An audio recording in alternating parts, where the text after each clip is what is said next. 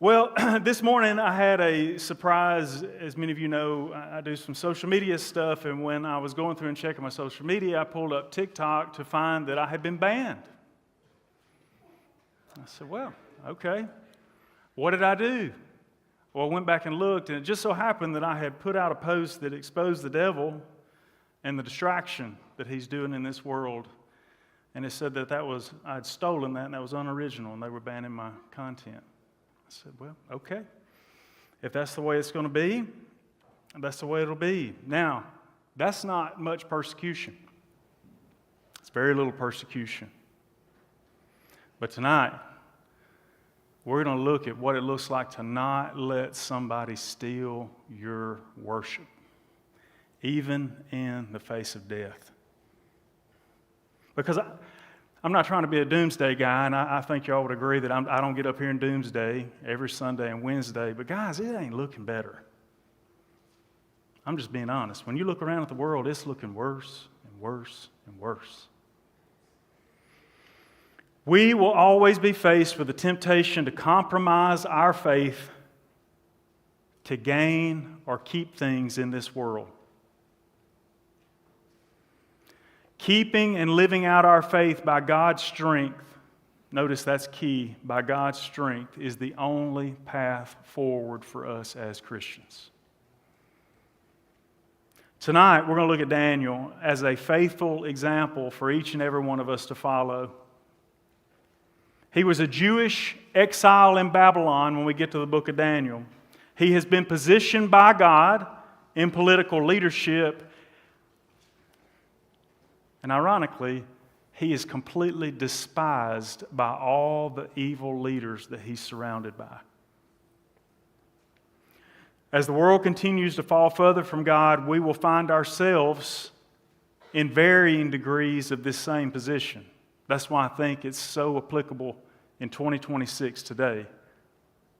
I'm not saying that we're going to get to the same spot that Daniel's in, but we need to be prepared to be there.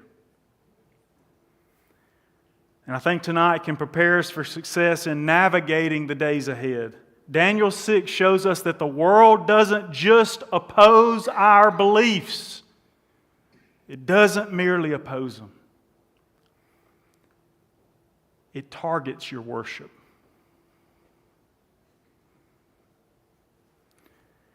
First truth we have tonight is true worship will always set you apart from the world. True worship will always set you apart from the world. Look there in verse 1 of Daniel chapter 6. It seemed good to Darius to appoint 120 satraps over the kingdom, that they would be in charge of the whole kingdom. And over them 3 commissioners, of whom Daniel was one, that these satraps might be accountable to them, and that the king might not suffer loss. The king develops, basically, if you look at it, a political leadership structure. He's at the top as king. He's got 3 commissioners under him, and then he's got 120 satraps all up under them. The goal for setting up this leadership structure, it tells us right here, is to maximize the profits and to minimize loss. That's a good business plan. Daniel functions in the top 3. King and Daniel is one of the next in charge. Look there in verse 3. Then this Daniel began distinguishing himself among the commissioners and satraps because he possessed an extraordinary spirit. And the king planned to appoint him over the entire kingdom. Daniel is faithful. Daniel has an extraordinary spirit of God, from God. He conducts himself so well in this position that the king wants to lift him up out of the 3 and make him over everybody. Look at verse 4. Then the commissioners and satraps began trying to find a ground of accusation against Daniel in regard to government affairs. But they could find no ground of accusation or evidence of corruption, inasmuch as he was faithful and no negligence or corruption was to be found in him. That's a pretty nice little resume. I mean, they looked at everything that he did in his day-to-day from a government affair, and they found nothing. They couldn't blackmail him.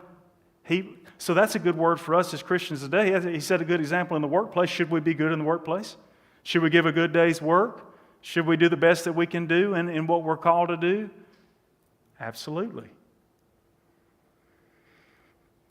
But evil enters the scene. Pride and jealousy take over these other leaders.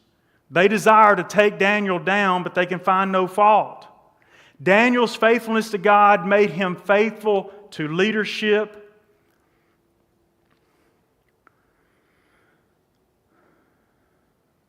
That benefited the king, and the king recognized that. Faithfulness to God and the king simultaneously cause problems with these evil and corrupt leaders, though. Proverbs 21:15 shows us this.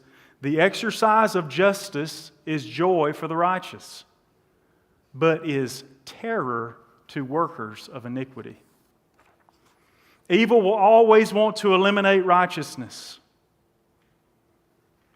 It can't stand it. It's like oil and water. They can't be together.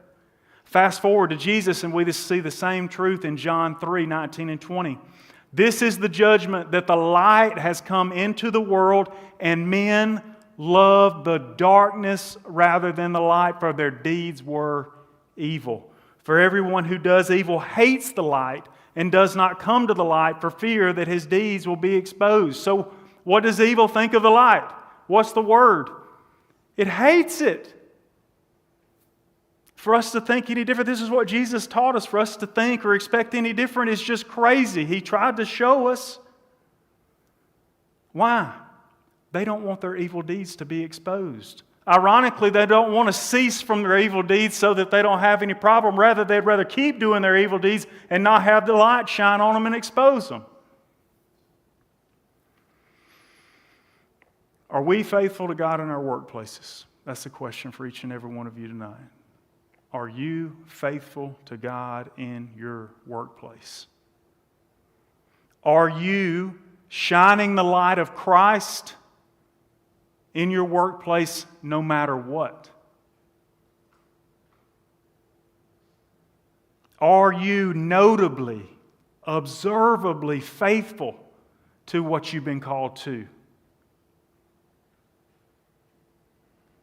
And here's another one. Do your workers, co-workers, know that you're a Christian?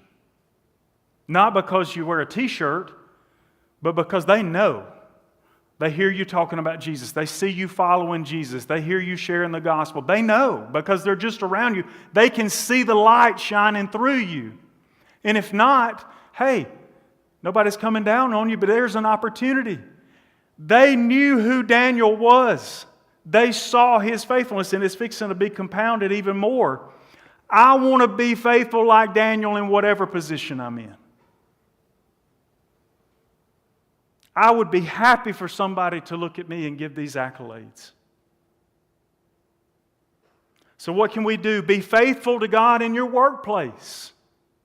Know that evil will hate your faithfulness. And let this mark, this hatred of your faithfulness, be a mark of comfort and not refrain. Because if you take it the other way, it's going to lead you to it's going to tempt you to be less faithful. Strive to not let that be a discouragement to you. The second truth is that the evil develops a trap for the faithful. Look there in verse 5. Then these men said, we will not find any ground of accusation against this Daniel unless we find it against him with regard to the law of his God. They couldn't blackmail him. They couldn't find a way to show that he wasn't faithful from a government perspective. So they went to what they knew they could catch him in. And ironically, where is it? His faith. His faithfulness to God. They said, if we can get him, he will not compromise in any other way, but if we can somehow get him with the law of God, we'll have him right there. Look at verse 6. We're going to go ahead and read verse 6 through 9 together. Then these commissioners and satraps came by agreement to the king and spoke to him as follows. King Darius, look at this. I love this. Can you see this? Just let's put our spiritual imagination on. Let's go in the room. Let's go in the parade with these evil people as they go into the king and watch what they do. I love it. Just here we go. Oh, King Darius, oh, live forever. All the commissioners of the kingdom, the prefects and the satraps, the high officials and the governors have consulted together that the king should establish a statute and enforce an injunction that anyone who makes a petition to any god or man besides you, O king, for 30 days shall be cast into the lion's den. Now, O king, establish the injunction and sign the document so that it may not be changed according to the law of the Medes and the Persians, which may not be revoked. Therefore, King Darius signed the document, that is the injunction. The evil leaders knew that Daniel believed in God. They knew that he served God, and they knew that he prayed to God. They put their faith in that Daniel would get caught because he would refuse to compromise his. That's where they put their faith, in Daniel's faithfulness. We should be found worshiping God throughout the day. Does anybody agree with that? We should live our lives so that we can continually worship God at any moment in time. Unfortunately, and I'm going to speak for myself, I do not always make decisions which allow me to continually worship.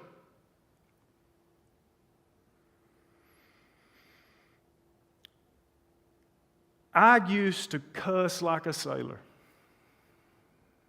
It was just second language, just being honest with you.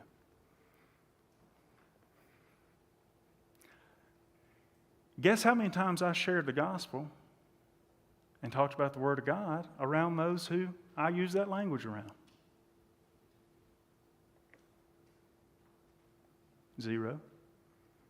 I was making that decision to talk in that way, so therefore could I worship and share the gospel?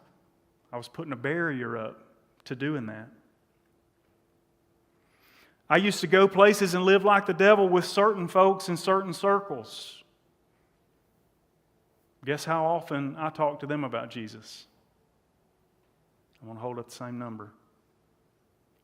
You can't worship like that. Sharing the gospel is part of our worship. And when we make these decisions to put ourselves in these places, we're limiting our ability to worship. We got to position ourselves so that we can continually worship. So go into this trap. A question, I want you to all, we're just going to stop for just a second. I want to ask you a question. It's a simple question. Are you willing to hide your faith for 30 days?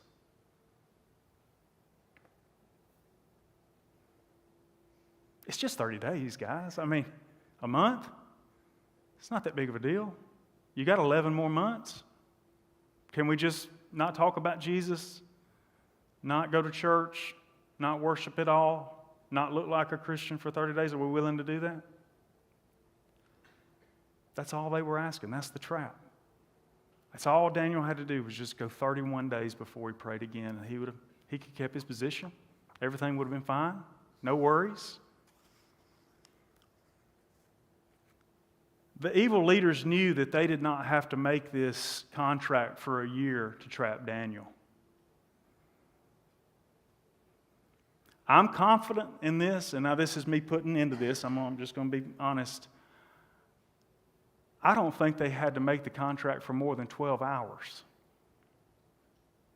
30 days is an overshot. I think if the contract would have been for 12 hours, Daniel would have still been in the trap.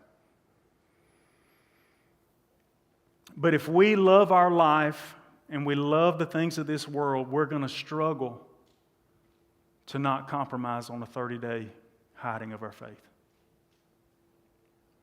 Matthew 16:26 says this, "For what will it profit a man if he gains the whole world and forfeits his soul? Or what will a man give in exchange for his soul? That's a choice we've all got to make.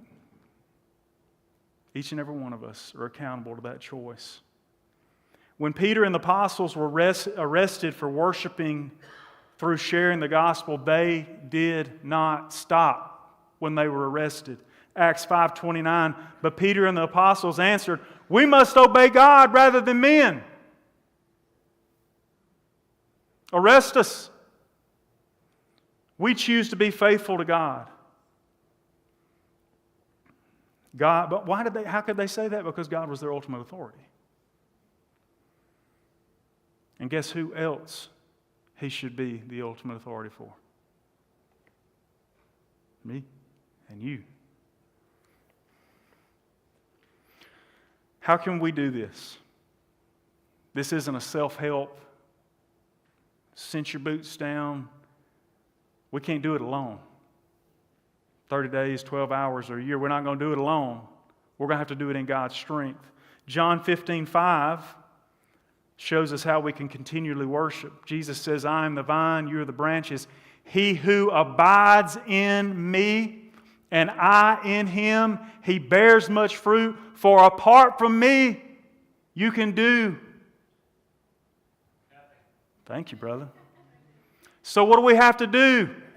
Do we have to work harder in our own strength? No.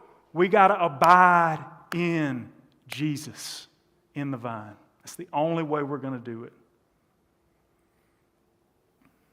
Continually position yourself in Christ's footsteps. Have you ever thought about it like that? My simple mind has to think about it like that. Because Jesus tells us to follow Him. When you follow somebody, they're right in front of you. And if you look down, if you're walking in the dirt or in the mud or walking in the sand down on the beach, you can see their footsteps. Abiding in Him is literally trying to, okay, Jesus put His foot right there. That's where I'm going to put my foot. Jesus took the next step. I'm going to put it right there. And I tell you what, if we could do that, I know that's a metaphor, but if we could do that in living out our faith for Him, I think we'd be in pretty good shape. We've got to embrace the fact that evil does not want you around. Embrace that evil will develop traps against you. It sure did against Daniel. And we've got to build daily habits that make compromise harder. There's some things that just don't need to be in the house. There's some places that I don't need to go. And when I go there, what am I doing? I'm opening the door to fail. Sometimes just stay away.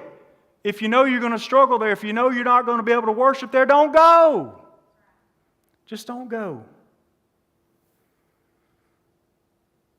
Set times of prayer. If you don't have that and you've been failing to pray, tonight as you leave, write it down. Say, tomorrow, I'm not going to fail. Tomorrow at 9 a.m., I'm praying. And then at 1 p.m., I'm going to pray again. And then at 5 p.m., because I may fall asleep before 10, at 5 p.m., I'm going to pray again. And fulfill it. Write it down and fulfill it if you're having trouble with that. Guard your influences. What is influencing you? Guard it. If you know it's going to take you in the wrong direction, don't let it in. Don't invite it into your phone. Don't invite it into your TV. Don't invite it into your house. And be visibly Christian where you live and work. Likely it's your greatest mission field. You don't have to go to Brazil. I guarantee there's lost people that probably sit in the cubicle next to you every day. Our third truth is faithfulness in spite of the threat of death. Now this is tough. I actually stopped and prayed right here as I was writing this sermon. Because I'm not pretending that I'm something that I'm not. I'm not pretending that if somebody came in here and held me up right now that I would just be like, yes. Now I will if God props me up.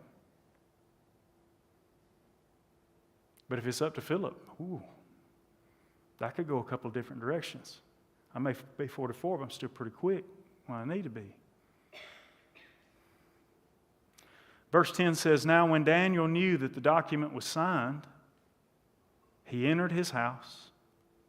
Now in his roof chamber he had windows open towards Jerusalem, and he continued kneeling on his knees 3 times a day, praying and giving thanks before his God as he had been doing previously.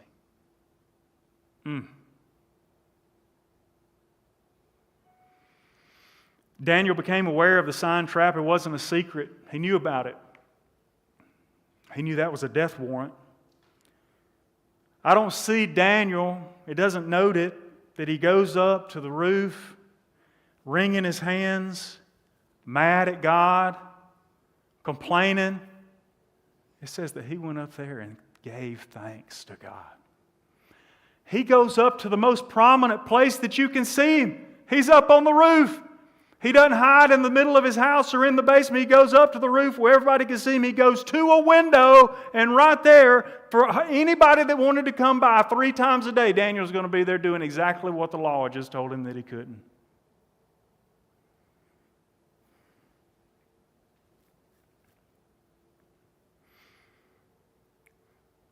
Verse 11, then these men came by agreement and found Daniel making petition and supplication before his God. Well, the trap worked perfectly.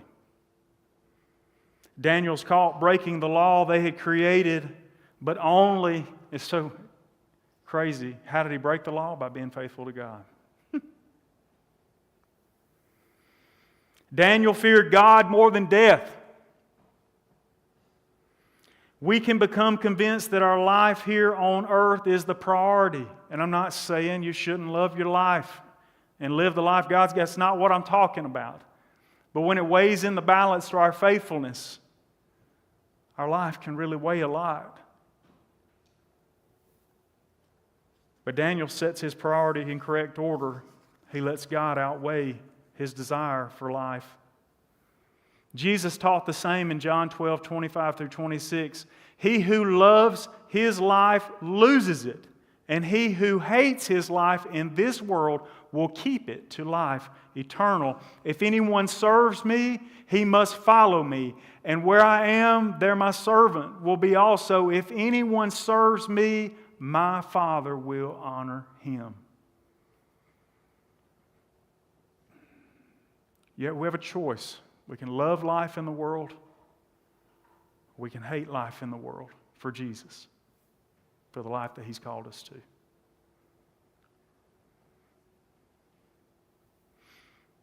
The world is good at convincing you to choose it. Boy, it has convinced me time and time again. And I'm sure I haven't experienced the last time that it will convince me. You know who else the world convinced one time? A man named Judas. Let's revisit that and see how it turned out for him. Matthew 27, 3 through 5. Then when Judas, who had betrayed him, Jesus, saw that he had been condemned, he felt remorse, and he returned the 30 pieces of silver to the chief priests and the elders, saying, I have sinned by betraying innocent blood. But they said, what is this to us? See to that yourself. And he threw the pieces of silver into the temple sanctuary, and he departed, and he went away, and he hanged himself. Do you think the devil and the world talked to him about the end of that when they were talking to him about the 30 pieces at the beginning of it? You see, that's the way the devil works. He loves to tell you about the beginning. He loves to tell you about the good things. He don't want to disclose all the remorse. He don't want to talk about how it's going to feel once you make the commitment. He was so remorseful that he thought there was nothing else he could do besides hang himself. That's a pretty bad shape.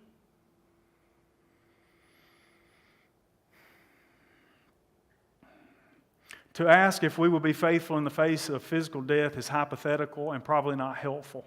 I mean, we can all tonight say, yeah, I'll be faithful. I think a better question is, do you desire Christ over the things of this world? And I think that'll answer the rest of the questions. What do we desire the most? Do we desire Christ, or do we desire this world?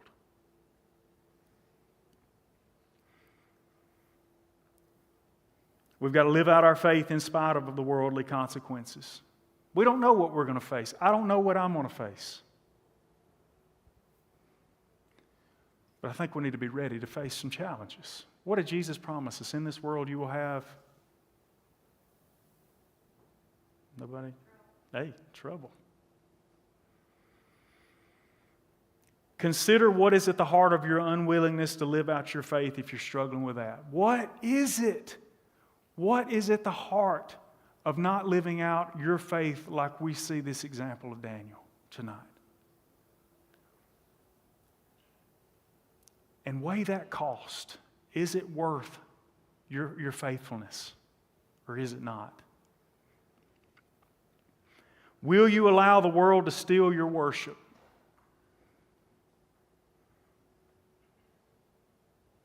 Evil has always hated righteousness. And if you have the righteousness of Christ, you need to be ready.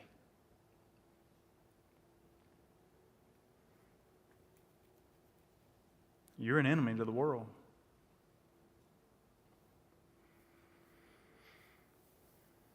For the believers in here tonight, will you worship God openly, or will you quietly agree to keep Him private?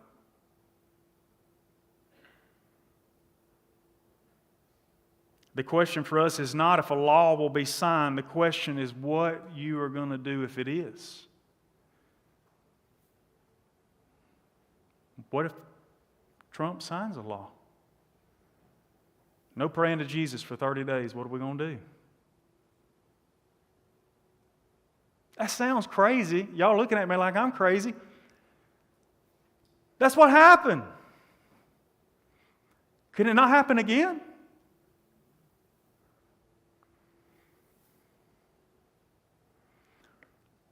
We got to be prayed up daily for strength. Every day, be praying for strength, because we never know what we're going to face. Non-believers in here today, it really comes down to what we just talked about, and you still have the decision to choose. I think Jesus Christ is still in the salvation business. Up to this point, if you've not chosen Jesus, you've chosen the world.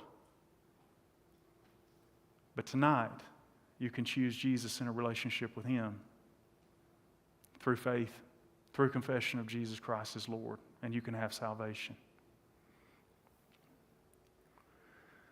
I want to be like Daniel.